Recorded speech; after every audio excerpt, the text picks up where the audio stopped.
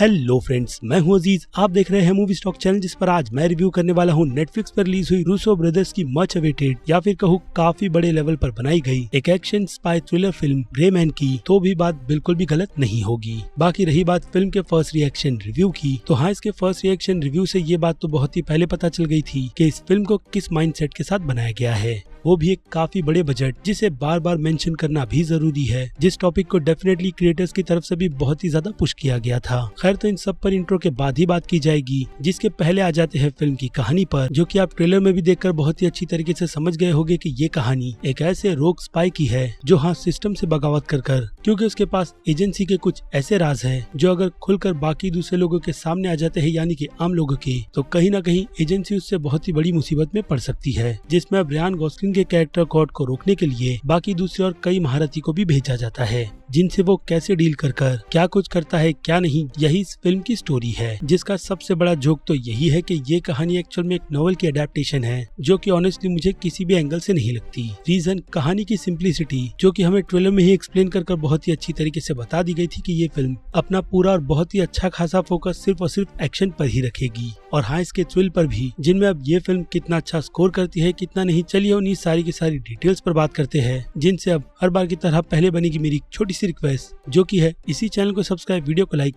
और शेयर करने की।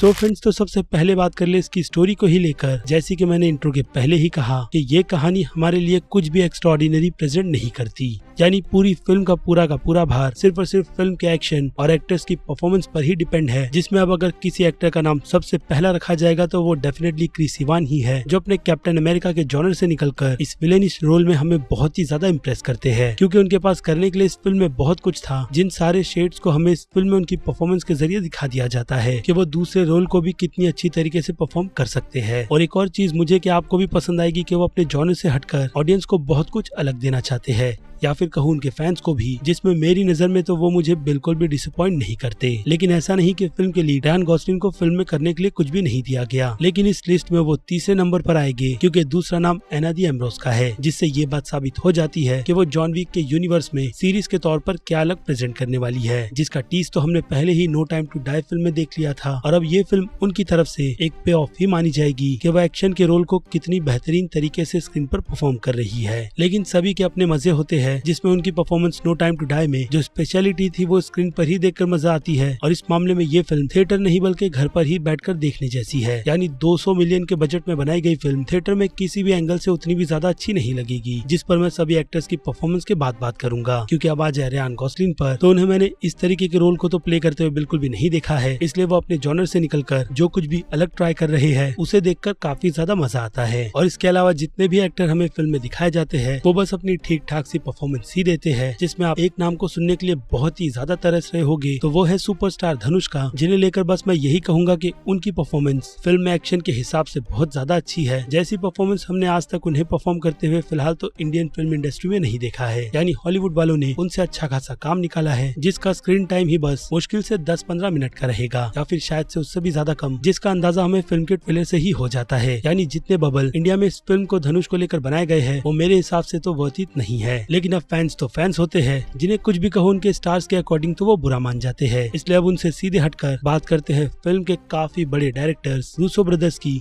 तो एमसीयू के यूनिवर्स को छोड़ने के बाद रूसो ब्रदर्स की तरफ से जिस भी तरीके के कंटेंट निकल कर आ रहे हैं उनके डायरेक्शन में बनी हुई फिल्मों को लेकर, तो वो अब तक अगेन उनके डायरेक्शन के लेवल के हिसाब से इसी बात को चीख कर कह रहे हैं कि रूसो ब्रदर्स को शायद से एक्शन डायरेक्टर बन जाना चाहिए, जिनका पूरा फोकस फिल्म की कहानी छोड़ इसी पर रहता है, और हाँ फिल्म की स्टार कास्ट पर भी, जिसमें हो सकता है कि फिल्म के 200 मिलियन के बजट को पूरी तरीके से खर्च कर दिया गया। यानी एक तरीके से देखा जाए तो नेटफ्लिक्स वालों का अच्छा खासा लूटा गया है, वो भी रूसो ब्रदर्स की तरफ से, जो नेटफ्लिक्स पर बस अपने नाम से ही अच्छे खासे पैसे निकलवा रहे हैं, क्योंकि कंटेंट के नाम पर वो कुछ भी अच्छा डिलीवर नहीं कर पाए हैं। और ग्रे मैन भी उनके डायरेक्ट की गई उसी डिसअपॉइंटमेंट में शामिल होती है। यानी ये फिल्म एक यूनिवर्स बनाने जैसी नहीं, जो उम्मीदें रूसो ब्रदर्स और नेटफ्लिक्स वालों ने लगा रखी होगी, बल्कि ऐसे टॉपिक पर हमने हॉलीवुड से लेकर बॉलीवुड तक में 1000 फिल्में देख ली है, जिस पर अब अगर कुछ और नया ट्राई किया गया वो भी काफी अच्छे एक्शन और मोस्ट इम्पोर्टेंट बहुत ही अच्छी स्टोरी के साथ तो ही वर्क करेगा, जिसमें कहीं न कहीं जैसे कि मैंने कहा ये फिल्म फेल होती है, क्योंकि इस फिल्म को ग्लोबल का टैग लगाकर मास ऑडियंस के लिए तैयार तैयार किया गया है, जिनकी नजर में ये फिल्म एक अच्छी खासी एक्शन फिल्म मानी जाएगी। यानी मास लेवल पर ये फिल्म ऑडियंस को बिल्कुल भी डिसअपॉइंट नहीं करेगी, लेकिन बाकी दूसरी ऑडियंस के लिए डिसअपॉइंटमेंट के लिए तैयार रहना चाहिए, वो भी एक बहुत बड़े बजट और अच्छी स्टार कास्ट के साथ, जिसमें हाँ एक अच्छा नाम डायरेक्टर्स का भी जुड़ा हुआ है। जिनमें अब बात करें फिल्म के डायरेक्शन की, तो नो डाउट फिल्म का डायरेक्शन एक्शन के मामले में जैसे कि मैंने कहा अच्छा है, और कई सारी बजट के हिसाब से दिखाए गए लोकेशंस पर भी जिनमें पैसे अच्छे खासे खर्च किए गए हैं। इसके अलावा फिल्म में देखने जैसा डायरेक्शन के मामले में कुछ खास ज्यादा मुझे नजर नहीं आया। बाकी बात करें फिल्म की 2 घंटे की पेस्ट यानी कि इसकी एडिटिंग की भी, तो उसमें भी ये फिल्म कहीं ना कहीं मार खाती है, जिस हिसाब से इस फिल्म को एडिटिंग के मामले में 1.5 घंटे का किया जा सकता था। बाकी बात रही फिल्म की बीजीएम, सॉन्ग सिलेक्शन, फोटो और सिनेमेटोग्राफी तक की, तो वो सब कुछ भी इस फिल्म की काफी बड़े बजट में बहुत ज्यादा एवरेज सा लगता है, क्योंकि ऑब्वियसली एक एवरेज सी फिल्म है जिसे ट्रीटमेंट बहुत ही हैवी बजट की दी गई, जहाँ कहानी में ये चीज बहुत ही बुरी तरीके से मार भी खाती है। खैर, तो अब इन सब से हटकर आ जाते हैं सीधे इस फिल्म की रेटिंग्स पर,